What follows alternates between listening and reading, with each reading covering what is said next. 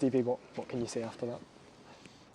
You can tell the truth, Fraser. Do you know, we were bullied from start to finish, and Stirling Albion were miles in front of us from the first kick-off to the last 95th minute. Do you know, they were so far in front of us today. We didn't start the game. We spoke about the importance of starting the game. We never started it.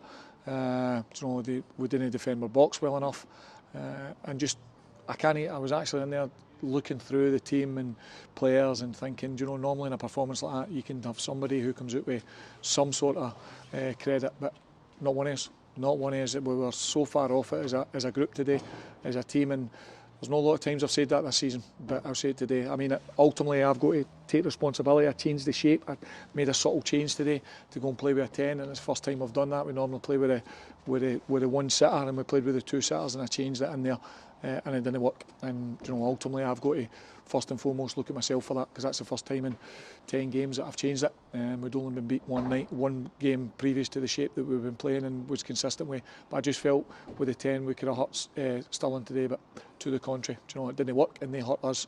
And I've got to take responsibility for that. I've got to take responsibility first and foremost for that. How confident are you in the players that they'll be hurting, you'll be hurting, but that you'll see a response at training on Tuesday and then obviously next week against Albion?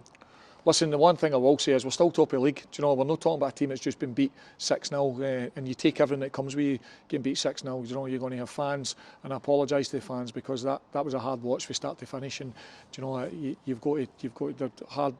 They've worked all week, fans, you know, and they come and pay their hard-earned money, and then they go and watch that for their team. So I'm absolutely embarrassed and disappointed for that. But you know, hopefully there'll not be too many performances like that this year, and you know, there hasn't been too many, and that's a positive. There hasn't been any like that, and we've got to make sure that we dust ourselves down and go again. But as I said, we're a team sitting top of the league, and we're still top of the league, and we don't want to forget that. You know, there'll be all the negativity that goes with a performance like that, and a result like this, and rightly so. But we're not a team that's sitting, you know, bottom half of the league, or even, you know, trying to get into playoffs for promotion.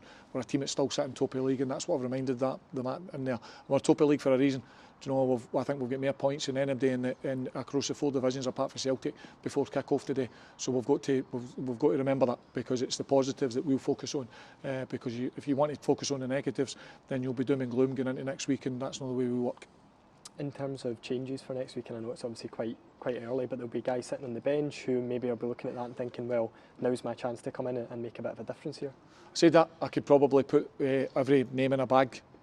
Do you know, after today's performance, I could put every name in a bag and pick a team. Do you know, if that's the way you picked a team? But you know that's not the way it works. You don't judge people on 190 minutes of football. Do you know, you judge them over the course of a season. I judge them on what they've done so far in the season.